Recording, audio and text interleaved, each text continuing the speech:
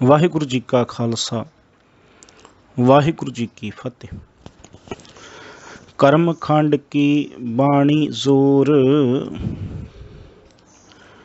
ਤਿੱਥੈ ਹੋਰ ਨਾ ਕੋਈ ਹੋਰ। ਤਿੱਥੈ ਜੋਧ ਮਹਾਬਲ ਸੂਰ, ਤਿਨ ਮਹਿ ਰਾਮ ਰਹਿਆ ਭਰਪੂਰ। ਤਿੱਥੈ ਸੀਤੋ ਸੀਤਾ ਮਹਿਮਾ ਮਾਹੀ, ਤਾਕੇ ਰੂਪ ਨ ਕਥਨੇ ਜਾਹੀ। ਨਾ ਉਹ ਮਰੈ ਨਾ ਠਾਗੇ ਜਾਹੀ, ਜਿਨ ਕੈ ਰਾਮ ਵਸੈ ਮਨ ਮਾਹੀ। ਤਿੱਥੈ ਭਗਤ ਵਸੈ ਕੇ ਲੋ, ਕਰੈ ਆਨੰਦ ਸੱਚਾ ਮਨ ਸੋਏ। ਸੱਚ ਖੰਡ ਵਸੈ ਨਿਰੰਕਾਰ, ਕਰ ਕਰ ਵੇਖੈ ਨਦਰ ਨਿਹਾਲ। ਤਿੱਥੈ ਖੰਡ ਮੰਡਲ ਵਰ ਭੰਡ, ਜੇ ਕੋ ਕਥੈ ਤਾ ਅੰਤ ਨ ਅੰਤ। ਤਿੱਥੈ ਲੋ ਲੋ ਆਕਾਰ, ਜਿਵ ਜਿਵ ਹੁਕਮ ਤਿਵੈ ਤਿਵਕਾਰ। ਵੇਖੈ ਵਿਗਸੈ ਕਰ ਵਿਚਾਰ, ਨਾਨਕ ਕਥਨਾ ਕਰੜਾ ਸਾਰ। ਗੁਰੂ ਰੂਪ ਸਾਧ ਸੰਗਤ ਜੀਓ, ਅੱਜ 37 ਨੰਬਰ ਜੋ ਪੌੜੀ ਹੈ, ਇਸ ਪੌੜੀ ਦੀ ਵਿਚਾਰ ਦੇ ਨਾਲ ਗੁਰੂ ਕਿਰਪਾ ਸਦਕਾ ਆਪਾਂ ਨੇ ਜੁੜਨ ਦਾ ਯਤਨ ਕਰਨਾ ਹੈ। ਜਿਵੇਂ ਆਪਾਂ ਪਿਛਲੀਆਂ ਪੌੜੀਆਂ ਦੀ ਜੋ ਵਿਚਾਰ ਹੈ, ਉਸ ਦੇ ਵਿੱਚ ਜ਼ਿਕਰ ਕੀਤਾ ਹੈ ਕਿ ਮਨੁੱਖ ਜੀਵ ਧਰਮ ਖੰਡ ਦੇ ਵਿੱਚ ਧਰਮ ਨੂੰ ਪਛਾਣਦਾ ਹੋਇਆ, ਆਪਣੇ ਨਿਯਮਾਂ ਨੂੰ ਫਰਜ਼ਾਂ ਨੂੰ ਪਛਾਣਦਾ ਹੋਇਆ ਗਿਆਨ ਦੀ ਪ੍ਰਾਪਤੀ ਕਰਦਾ ਹੈ। ਔਰ ਜੋ ਕੁਝ ਗੁਰੂ ਕੋਲੋਂ ਗਿਆਨ ਪ੍ਰਾਪਤ ਕੀਤਾ, ਹੁਣ ਉਸ ਨੂੰ ਅਮਲੀ ਜਾਮਾ ਦੇਣ ਵਾਸਤੇ ਉਹ ਸ਼ਰਮ ਖੰਡ ਦੇ ਵਿੱਚ ਪ੍ਰਵੇਸ਼ ਕਰਦਾ ਹੈ। ਹੁਣ ਸ਼ਰਮ ਖੰਡ ਦੇ ਵਿੱਚ ਪਹੁੰਚ ਕੇ ਆਪਣੇ ਜੀਵਨ ਦੇ ਵਿੱਚ ਉਹ ਮਸ਼ੱਕਤ ਘਾਲਦਾ ਹੈ, ਮਿਹਨਤ ਘਾਲਦਾ ਹੈ, ਬੜੀ ਮਿਹਨਤ ਆਉਂਦੀ ਹੈ। ਆਪਣੇ ਜੀਵਨ ਦੇ ਵਿੱਚ ਕਾਮ, ਕ੍ਰੋਧ, ਲੋਭ, ਮੋਹ, ਹੰਕਾਰ, ਤ੍ਰਿਸ਼ਨਾ ਆਦਿ ਇਹਨਾਂ ਵਿਕਾਰਾਂ ਨੂੰ ਤਿਆਗਣਾ ਬੜਾ ਕਠਿਨ ਹੈ।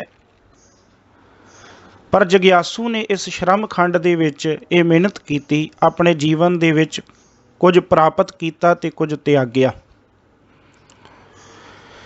ਆਪਣੇ ਜੀਵਨ ਦੇ ਵਿੱਚ ਕੁਝ ਲਿਆ ਹੈ ਤੇ ਕੁਝ ਛੱਡਿਆ ਹੈ। ਭਗਤਾਂ ਕੀ ਚਾਲ ਨਿਰਾਲੀ, ਚਾਲਾ ਨਿਰਾਲੀ ਭਗਤਾਂ ਕੇਰੀ, ਬਿਖਮ ਮਾਰਗ ਚੱਲਣਾ। ਇਹ ਬਿਖਮ ਮਾਰਗ ਸੀ, ਔਖਾ ਮਾਰਗ ਸੀ, ਪਰ ਜਗਿਆਸੂ ਨੇ ਇਹਦੇ ਵਿੱਚ ਮਸ਼ੱਕਤ ਕੀਤੀ। ਲੱਭ, ਲੋਭ, ਅਹੰਕਾਰ, ਤਜ ਤ੍ਰਿਸ਼ਨਾ, ਬਹੁਤ ਨਾਹੀ ਬੋਲਣਾ, ਖੰਨਿਓ ਤਿੱਖੀ, ਵਾਲੋਂ ਨਿੱਕੀ, ਏਤ ਮਾਰਗ ਜਾਣਾ। ਇਹਦਾ ਮਤਲਬ ਕਿ ਇਹ ਬਹੁਤ ਮਸ਼ੱਕਤ ਵਾਲਾ ਰਸਤਾ ਸੀ, ਪਰ ਜਗਿਆਸੂ ਨੇ ਧਰਮ ਖੰਡ ਦੇ ਵਿੱਚ ਆਪਣੇ ਫਰਜ਼ਾਂ ਨੂੰ ਪਛਾਣ ਕੇ, ਗਿਆਨ ਖੰਡ ਵਿੱਚ ਗੁਰੂ ਕੋਲੋਂ ਗਿਆਨ ਪ੍ਰਾਪਤ ਕਰਕੇ ਉਸ ਨੂੰ ਆਪਣੇ ਜੀਵਨ ਦੇ ਵਿੱਚ ਅਮਲੀ ਜਾਮਾ ਪਹਿਨਾਉਣ ਵਾਸਤੇ ਮਸ਼ੱਕਤ ਘਾਲੀ, ਮਿਹਨਤ ਘਾਲੀ। ਔਰ ਮੁਰਦਾ ਹੋਏ ਮੁਰੀਦ ਨਾ ਗੱਲੀ ਹੋਵਣਾ, ਸਾਬਰ ਸਿਦਕ ਸ਼ਹੀਦ ਭਰਮ ਭਉ ਖੋਵਣਾ। ਗੋਲਾ ਮੁੱਲ ਖਰੀਦ ਕਾਰੇ ਜੋਵਣਾ, ਨਾ ਤਿਸ ਭੁੱਖ ਨਾ ਨੀਂਦ, ਨਾ ਖਾਣਾ ਸੋਵਣਾ। ਭਾਈ ਗੁਰਦਾਸ ਸਾਹਿਬ ਜੀ ਦੇ ਇਹਨਾਂ ਕਥਨਾਂ ਦੇ ਮੁਤਾਬਕ ਉਹਨੇ ਆਪਣੇ ਜੀਵਨ ਦੇ ਵਿੱਚ ਇੱਕ ਮੁਰਦੇ ਦੀ ਤਰ੍ਹਾਂ ਬਣ ਕੇ ਮੁਰੀਦ ਹੋਣ ਦੀ ਜਿਹੜੀ ਤਾਕੀਦ ਹੈ ਉਹ ਪੇਸ਼ ਕੀਤੀ ਹੈ।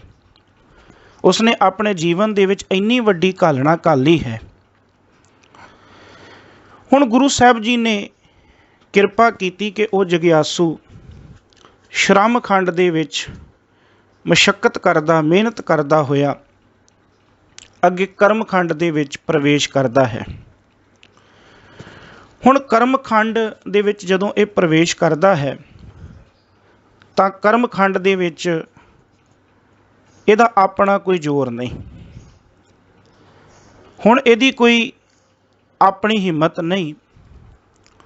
ਹੁਣ ਕਰਮ ਦਾ ਅਰਥ ਹੈ ਬਖਸ਼ਿਸ਼। ਹੁਣ ਇੱਥੇ ਆ ਕੇ ਸਾਰਾ ਕੁਝ ਪ੍ਰਮਾਤਮਾ ਦੇ ਹੱਥ ਵਿੱਚ ਹੈ। ਮੈਂ ਬੇਨਤੀ ਕਰਾਂ, ਧਰਮ ਨੂੰ ਮਨੁੱਖ ਨੇ ਆਪ ਕਮਾਉਣਾ ਹੈ, ਗਿਆਨ ਵੀ ਮਨੁੱਖ ਨੇ ਸਰੀਰਕ ਤਲ 'ਤੇ ਲੈਣਾ ਹੈ, ਆਪ ਲੈਣਾ ਪਏਗਾ। ਫਿਰ ਉਹਦੇ ਤੋਂ ਬਾਅਦ ਮਿਹਨਤ ਵੀ ਆਪ ਕਰਨੀ ਪਏਗੀ। ਇਹ ਸਾਰਾ ਕੁਝ ਤੇ ਆਪ ਕਰਨਾ ਪਏਗਾ, ਪਰ ਕਰਮ ਖੰਡ ਦੇ ਵਿੱਚ ਜਾ ਕੇ ਇੱਥੇ ਕੁਝ ਆਪਣੇ ਹੱਥ ਵੱਸ ਨਹੀਂ ਰਹਿ ਜਾਂਦਾ। ਇੱਥੇ ਸਾਰਾ ਕੁਝ ਪ੍ਰਮਾਤਮਾ ਦੇ ਹੱਥ ਵੱਸ ਹੈ। ਇੱਥੇ ਸਾਰਾ ਕੁਝ ਉਸ ਅਕਾਲ ਪੁਰਖ ਪ੍ਰਮਾਤਮਾ ਦੇ ਹੱਥ ਵਿੱਚ ਹੈ। ਇਸੇ ਕਰਕੇ ਇੱਥੇ ਸ਼ਬਦ ਵਰਤਿਆ ਹੈ ਕਰਮ। ਕਰਮ ਦਾ ਮਤਲਬ ਹੀ ਆ ਪ੍ਰਮਾਤਮਾ ਦੀ ਬਖਸ਼ਿਸ਼। ਹੁਣ ਇੱਥੇ ਆ ਕੇ ਜੀਵ ਦੀ ਆਪਣੀ ਕੋਈ ਪਾਇਆ ਨਹੀਂ, ਆਪਣੀ ਕੋਈ ਹਿੰਮਤ ਨਹੀਂ। ਇੱਥੇ ਤੇ ਇਹ ਗੱਲ ਹੈ ਕਿ ਕਰੂੰ ਯਤਨ ਜੇ ਹੋਏ ਮਿਹਰਬਾਨ। ਮੈਂ ਯਤਨ ਕਰ ਸਕਦਾ, ਪਰ ਉਹ ਮਿਹਰ ਕਰਨ ਵਾਲਾ ਅਕਾਲ ਪੁਰਖ ਪ੍ਰਮਾਤਮਾ ਹੈ। ਫਿਰ ਇੱਥੇ ਸੱਚਖੰਡ ਤੱਕ ਤਾਂ ਵਾਸੀ ਬਣਿਆ ਜਾ ਸਕਦਾ ਹੈ, ਸੱਚਖੰਡ ਤੱਕ ਪਹੁੰਚਿਆ ਤਾਂ ਜਾ ਸਕਦਾ ਹੈ ਜੇ ਉਹ ਪ੍ਰਮਾਤਮਾ ਬਖਸ਼ਿਸ਼ ਕਰੇ। ਇੱਕ ਉਦਾਹਰਨ ਲਈਏ, ਕਿਸਾਨ ਨੇ ਫਸਲ ਬੀਜਣ ਤੋਂ ਪਹਿਲਾਂ ਨਿਯਮ ਦੇਖੇ ਕਿ ਜਿਹੜੀ ਮੈਂ ਫਸਲ ਬੀਜਣੀ ਹੈ ਉਹਦੇ ਵਾਸਤੇ ਨਿਯਮ ਕੀ ਨੇ, ਉਹਦੇ ਵਾਸਤੇ ਮੌਸਮ ਕਿਹੋ ਜਿਹਾ ਚਾਹੀਦਾ, ਉਹਦੇ ਵਾਸਤੇ ਜ਼ਮੀਨ ਕਿਹੋ ਜਿਹੀ ਚਾਹੀਦੀ, ਇਹ ਨਿਯਮ ਨੇ। ਫਿਰ ਉਹਨੇ ਗਿਆਨ ਦੇ ਜ਼ਰੀਏ ਉਹ ਫਸਲ ਬੀਜੀ ਹੈ। ਗਿਆਨ ਦੇ ਜ਼ਰੀਏ ਉਹਨੇ ਇਹ ਜਾਣਿਆ ਹੈ ਕਿ ਇੱਕ ਖੇਤ ਦੇ ਵਿੱਚ ਕਿੰਨਾ ਬੀਜ ਲੱਗੇਗਾ, ਉਸ ਫਸਲ ਨੂੰ ਕਿਵੇਂ ਸੰਭਾਲਣਾ ਹੈ, ਉਹਦੇ ਵਾਸਤੇ ਕਿਹੜੇ ਸਮੇਂ ਪਾਣੀ ਲਾਉਣਾ ਹੈ, ਕਿਹੜੇ ਸਮੇਂ ਖਾਦ ਪਾਉਣੀ ਹੈ। ਗਿਆਨ ਪ੍ਰਾਪਤ ਕੀਤਾ। ਫਿਰ ਉਹਦੇ ਲਈ ਬੜੀ ਮਿਹਨਤ ਕੀਤੀ। ਸਮੇਂ 'ਤੇ ਉਹਦੇ ਵਿੱਚੋਂ ਨਦੀਨ ਪੁੱਟੇ ਨੇ, ਉਹਨੂੰ ਪੰਛੀਆਂ ਦੇ ਹਮਲੇ ਤੋਂ, ਬਾਹਰੀ ਹਮਲਿਆਂ ਤੋਂ ਵੀ ਬਚਾਇਆ ਹੈ। ਬੜੀ ਮਿਹਨਤ ਕੀਤੀ। ਪਰ ਹੁਣ ਉਸ ਫਸਲ ਨੂੰ ਫਲ ਲੱਗਣਾ ਹੈ ਕਿ ਨਹੀਂ, ਇਹ ਪ੍ਰਮਾਤਮਾ ਦੀ ਬਖਸ਼ਿਸ਼ ਹੈ। ਕਿਸਾਨ ਫਸਲ ਬੀਜ ਸਕਦਾ ਹੈ, ਬੀਜ ਬੋ ਸਕਦਾ ਹੈ, ਸਮੇਂ 'ਤੇ ਪਾਣੀ ਦੇ ਸਕਦਾ ਹੈ, ਬਾਹਰੀ ਹਮਲਿਆਂ ਤੋਂ ਬਚਾ ਸਕਦਾ ਹੈ, ਪਰ ਫਸਲ ਨੂੰ ਫਲ ਲੱਗੇਗਾ ਜਾਂ ਨਹੀਂ, ਇਹ ਕਿਸਾਨ ਦੇ ਆਪਣੇ ਹੱਥ ਨਹੀਂ, ਇਹ ਪ੍ਰਮਾਤਮਾ ਦੀ ਬਖਸ਼ਿਸ਼ ਹੈ। ਇਹ ਪ੍ਰਮਾਤਮਾ ਦੇ ਹੱਥ ਹੈ।